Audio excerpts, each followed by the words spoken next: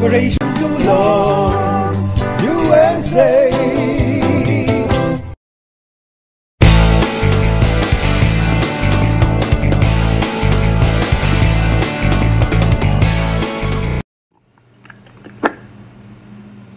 Maraming salamat mga ka-Pilipino at mga ka-OFW. Ngayon ay another special presentation ang ating pong gagawin mula sa Los Angeles, California, United States of America. Ay ipapasyal ko kayo sa kabilang panig ng mundo sa Italy. At direktamenteng ipapasyal ko kayo sa Rome.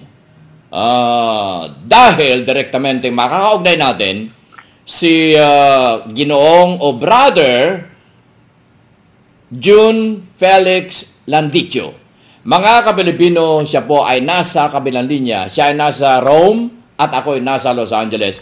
Magandang hapon dito sa Los Angeles at magandang gabi dyan sa Rome, Brother June. Magandang gabi po, Kamani. Dito po ay alas 10 na ng gabi sa Roma. At batiin mo ang lahat ng ating mga tagapakinig na umaabot sa 66 countries ang nanunood sa atin base sa report ng SGMon Stream Guys na software na pinagkukunan namin ng report. So, 66 na bansa ang nanonood sa atin ngayon. Maaring isa nanonood sa isang bansa, maaring 1,000, maaring 1 bilyon. Kaya basta't ang nanonood sa atin ngayon, ayon sa aking report na tinanggap mula sa aming software ay 66 countries. Kaya batiin mo ang ating mga ka-OFWs from 66 countries. Okay, magandang gabi po mula dito sa Roma, mga kababayan, sa 66 na bansang nanonood ngayon ng live streaming ng Manny Calvito Show, kung hindi ako nagkakamali. At sana po ay nasa mabuti kayong kalagayan at sa ating pangingibang bansa ay payapa at panatag ang ating kalooban na inaalala natin ang ating bansang Pilipinas at ang mga minamahal natin doon. Magandang gabi po mula dito sa Roma. Hindi pwedeng hindi ko banggitin si Manny Gislani. Dahil siya una ko na-interview, ito'y dati kong kasamahan sa Malacanang. Ewan ko kung kakilala mo si Manny Gislani. Actually po, si Professor Gislani ang media advisor ng aming organization dito sa Italia, ang Task Force OFW, na siya po ay kabase nga po sa Maynila, sa Pilipinas. Bibigyan kita ng kaunting background kaya ako nabanggit si Manny Gislani dahil siya ang una ko na-interview hinggil sa problema sa Italy. Isang pagpapaliwanag ang ating magagawa sa pamagitan mo doon sa kasunod na interview ko sa kanya noon hinggil doon sa pagtaas ng bayad sa pasaporte. Bibigyan kita ng background. Yang si Manny Gislani ay kasamahan ko sa Malacanang. Dalawa kaming assigned sa Pangulo ng Republika ng Pilipinas noon. Ako ay na-assign doon. At nung ako ay mag-anchor na sa Voice of the Philippines, siya ang naiwan as a special event announcer sa loob ng Malacanang. Ako naman ay nag-anchor na ng public service. Kaya magkasama kami yan. Matagal kami nagkasama hanggang sa ako ay lumipat sa DZRH. At any rate, binibigyan kita ng kaunting background para sa ganon ay lalong maliwanagan ng ating mga taga-panood sa kasalukuyan na ito pong ginagawa ng Utusan.tv ay hindi po laruan. Ang ginagawa po natin ito ay base sa mga karanasan ng himpilang ito para sa ganun ay ipaabot po namin sa inyo ang tinatawag a very responsible way of bridging communication. Kaya tayo ay magsimula sa ating pagpapaliwanagan, Brother June Landicho. Uunahin ko itong problema hinggil doon sa middle name sa pasaporte. Ano itong issue na ito? Pwede bang ipaliwanag natin dahil dyan lamang sa Italy, narinig ko ang ganitong uri ng problema. Actually, isite ko muna ho, Kamani, yung tungkol sa pasaporte. Ano po? Yeah, very good. Very good. Okay. Yun po kasi sa memorandum noong 2010 pa, na kung di ako kamala, June, ng DFA, dito po sa Europe, o European country, ang presyo talaga ay $60. Okay. In fact, ang pulisiya ng ating bansa sa mga bansang pinandadalayuhan ay dollar policy. Pero ang nakapagtataka po ay sinisingil kami dito ng €60.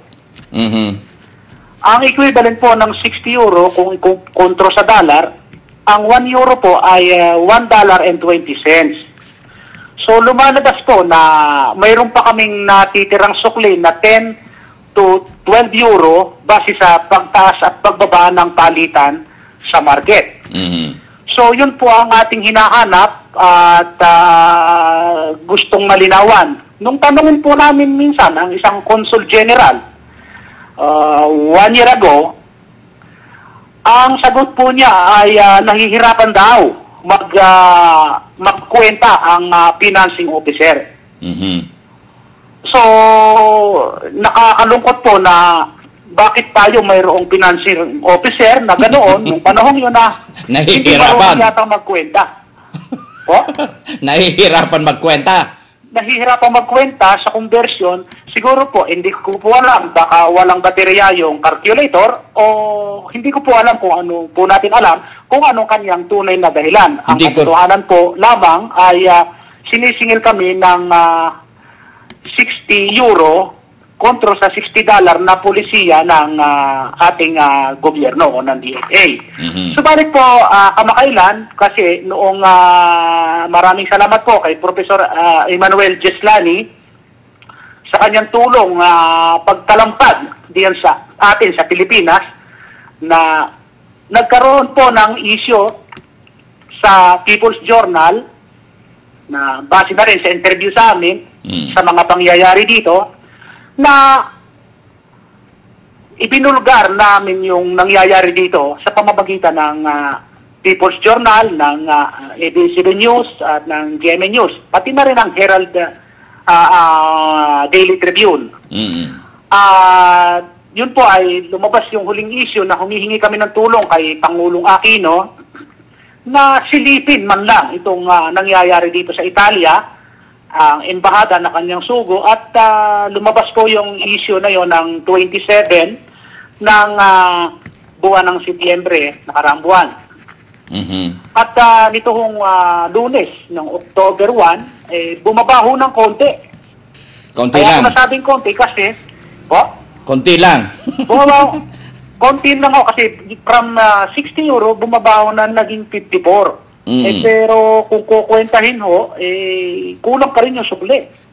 Kaya po patuloy pa rin po ang ating pananawagan na sana ay suklian kami ng tama. Hindi po kami naghahangad na yung presyo po kasi sa amin po kung talagang legal at napupunta sa tamang kaban ng ating bayan, kahit po medyo mataas-taas ang presyo dahil nga sa kami naman ay nandarayon dito, kami po ay willing bilang mga mamamayang Pilipino na tumupad kung mapupunta po sa tamang kaban ng ating bayan. At hindi po kung saang bulsa mapupunta. Pero kung ganyan po na may polisiya na tapos ay hindi pa rin kami susuklian, parang overprice yung ginawa, hindi naman po kami talagang nagpo-protesta, pero kami po'y dumadaing at tumatawag ng tulong sa ating mga nakatataas sa tungkulan na may puso kung mayroon pa ba sa ating pamahalaan. Wow. Sana ay sa pamamagitan ng iyong pagpupursige, sa pamamagitan ng pagpupursige ng iba pa, diyan sa Italy, ay makatok natin ang pintuan ng Malacanang para buksan ang inyong panawagan, para gumamit sila ng totoong calculator, para tama na yung singilan, di ba? Dahil napakaganda ng iyong paliwanag na kayo naman ay bukal sa inyong kalooban magbayad kung totoo na yan ay dapat na bayaran. Di ba? Opo. Dahil isipin mo, Kasi, opo. base dito sa aking report, ay diyan sa Italy ay mayroon tayong 119,000 Filipinos na nariyan. Maaring ito'y OFW or maaring ito ay talagang naninirahan na riyan. Kamani, sorry to interrupt you, 123,000 plus. 123. Isipin mo na nagkulang pa pala ako dito sa aking listahan. 123,000. Isipin mo yan. Plus po yan, plus. Plus. Mahigit na 123,000 plus. Samantalang, ang ating bansang Pilipinas sa kasalukuyan ay mayroong populasyon na, to be exact, ay 94,852,200 na Filipinos ang populasyon ng ating bansang Pilipinas. So, how many percent ng populasyon ng Pilipinas ang nariyan sa Italy? Just to think it over, mga ka-Pilipino, ang kanilang karaingan ay maging fair naman dahil yung pasaporte dito sa LA, pasaporte doon sa Saudi Arabia, sa Pilipinas, ay gano'n na halaga, $50 worth, bakit doon ay higit na mataas? Di ba? Kaya ako natutuwa dahil, nagagalak ako dahil sa kayo mismo ay kumakatok sa pintuan ng Malacanang para sa ganon ay malaman nila. Alam kong hindi kayo pababayaan ni Manny Gislani dahil ang karanasan niyan sa loob ng Malacanang ay in and out. Kaya aabot at aabot sa kanila ang aksyon sa lalong madaling panahon. At ang next site po, Kamani, yung nabanggit nyo na rin kanina, yung tungkol sa middle name ng mga Pilipino dito sa Italia. Oo. Bali ho, ito ay mahigit ng 2 taon na nagiging suliranin ng mga migranting Pilipino. Ng majority migranting Pilipino, kasi kaya ko nasabing majority, although na ang aming grupo ay maliit at babagong karirehistro lang talaga kanina. Kahit sinong tanungin mo, majority po yun ayaw nilang tanggalin yung apelyido ng kanilang ina. Actually, ang middle name ho, kung sa aking pagkakaalam, ay termino lamang natin, pero ang totoo, yun naman ay apelyido ng ating ina. At kung dalaga, nag-asawa, ay apelyido niya nung pagka-dalaga. So, ang masakit po nito, kung natatandaan nyo, Kamani, before, tayo ay sumusulat ng ating pangalan na middle initial lamang. Kunwari ako, ang aking middle name ay Mendoza, letter M lamang. Hindi, sa ganon, Felix M. Landitzo Jr.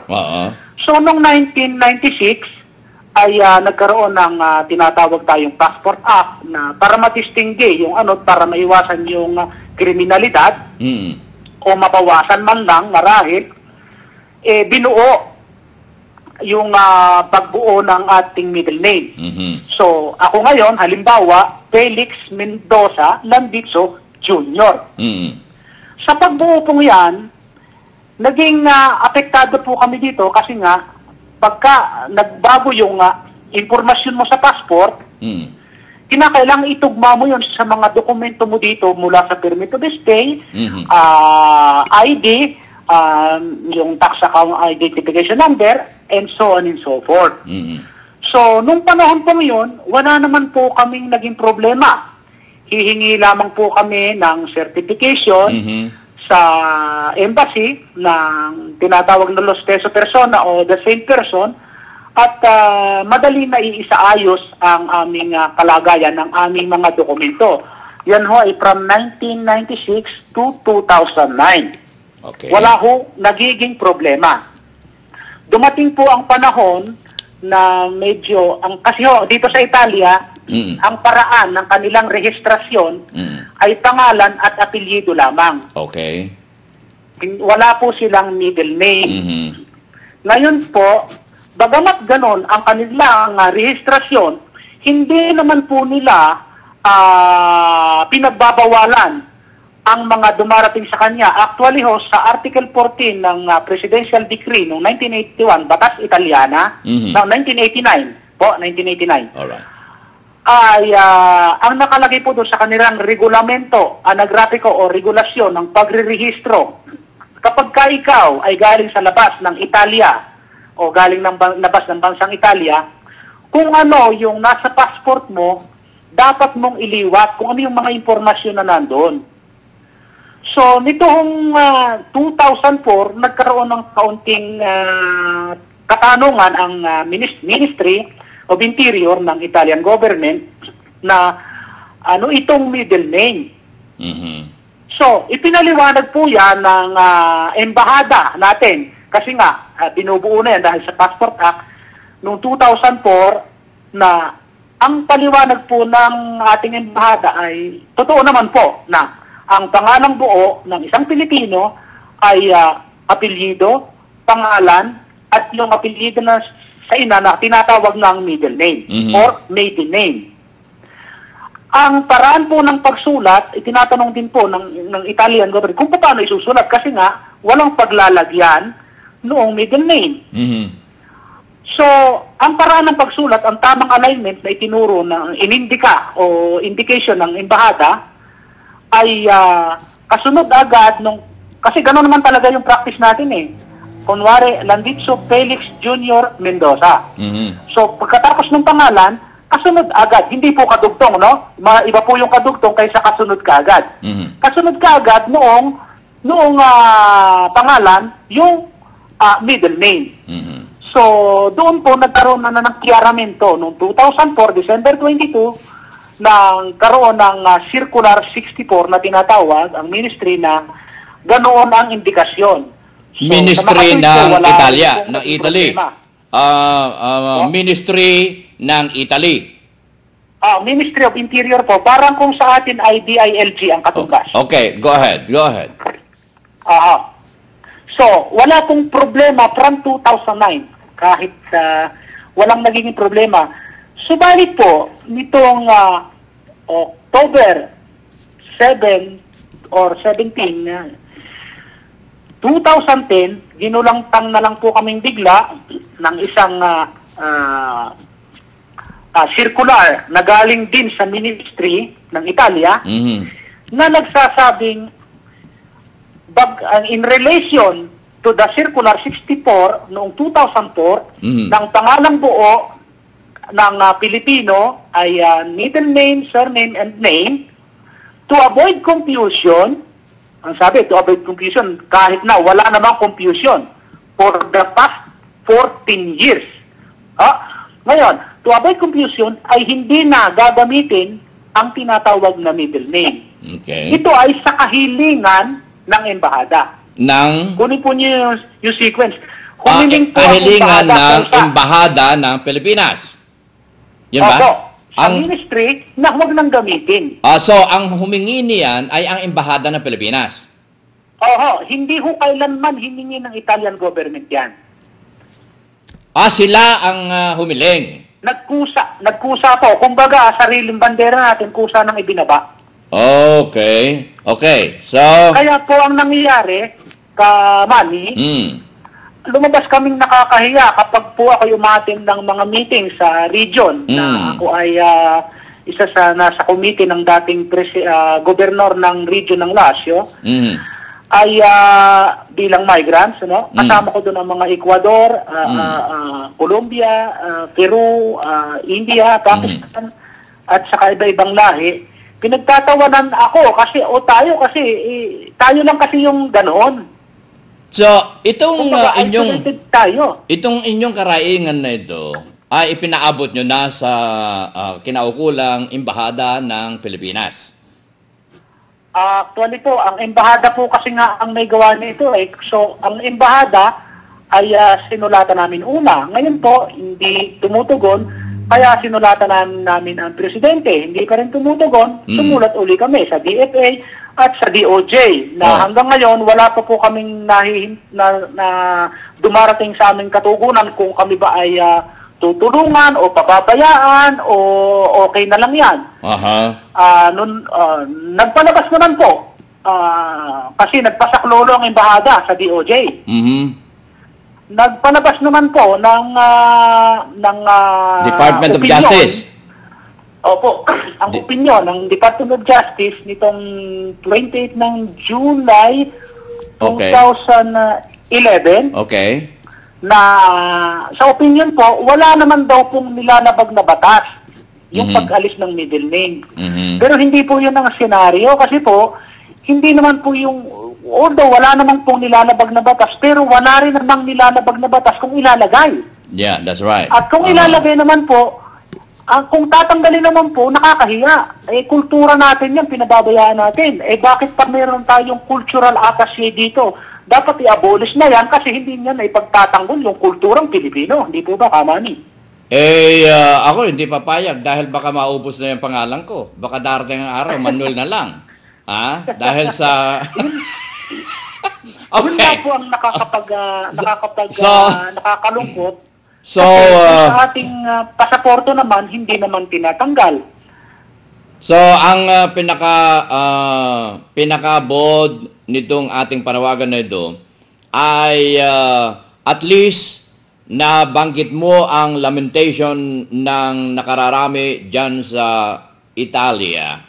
Umabot, sana aabot ito, ikakatok natin sa pintuan ng Malacanang sapagkat sa embahada kamo ay sila na mismo ang nag-request na tanggalin, dapat naman ay umabot ito sa kinaukulan sa Pangulong Aquino, baka sakali naman na itong pagkatok natin sa pintuan ng kanilang tanggapan ay mabuksan at mapakinggan ang inyong karaingang iyan. At alam ko na open ang Malacanang sa anumang mga karaingan.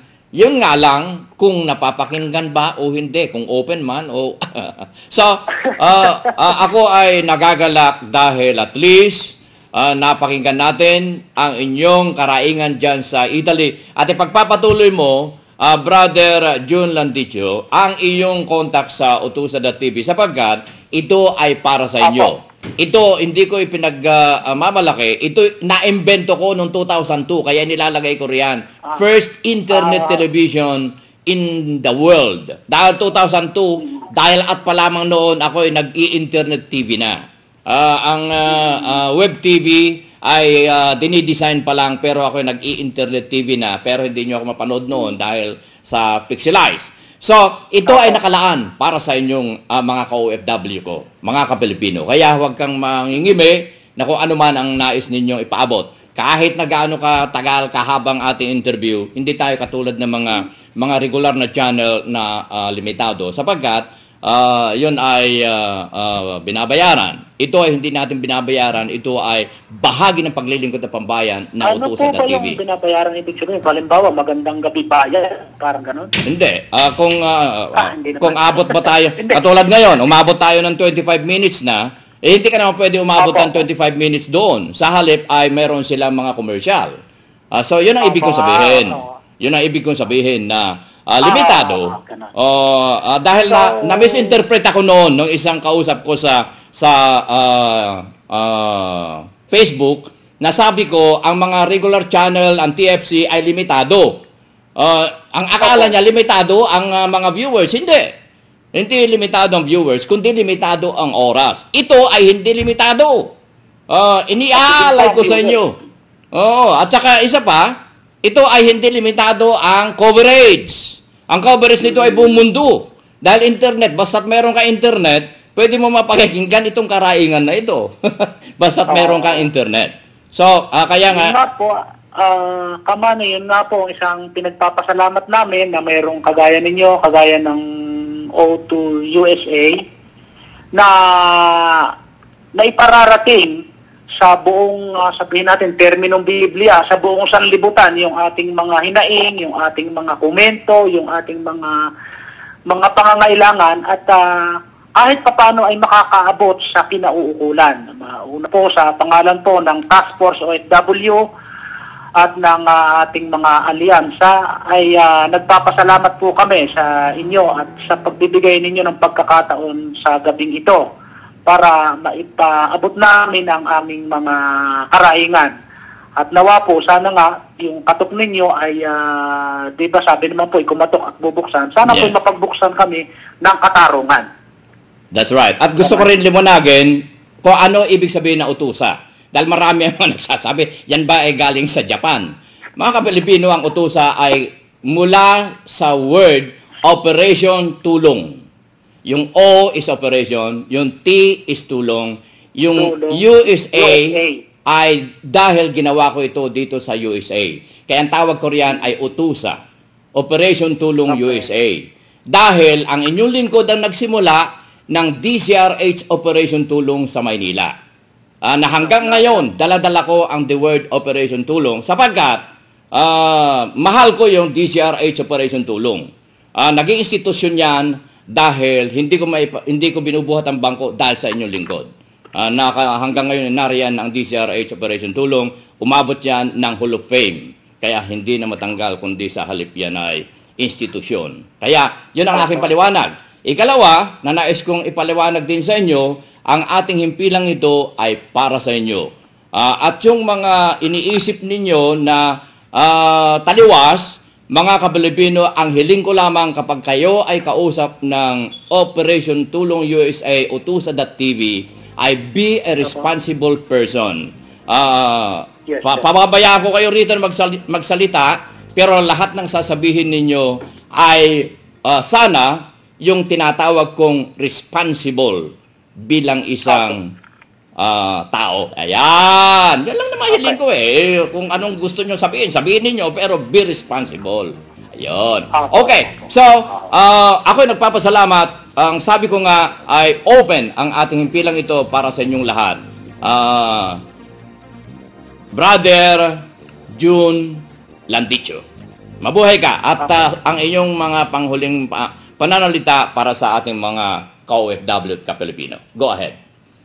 Okay, mga ka-OFW, muli po, mga taga-subaybay ng OTUSA, nagpapasalamat po kami sa OTUSA, lalong-lalo na kay Manny Calpito, at sa ating mga kababayan na nandarayon sa ibang bansa, kaunting tibay lamang po ng loob, kaunting panalangin, at ang determinasyon po, pasasaan din ba't ang ating mga pangarap ay magkakaroon din ng katuparan sa tulong ng Poong Maris Kapal. Magandang gabi po mula dito sa Roma at maraming salamat pong muli. Mga Kapilipino, si Brother June Felix Landicho, ang founding officer o chairman ng Filipino Alliance sa Italy, direktamente kausap po natin mula sa Rome. Ang inyong kaagapay sa hirap at ginhawa, Kuya Manny Calpito po nag-iiwan ng pagkain kaisipan. Ang utang na loob ay hindi dapat nabayaran, sa halip ito ay pasa. Sa inyong lahat, maraming salamat at mabuhay. Operation Tulong USA.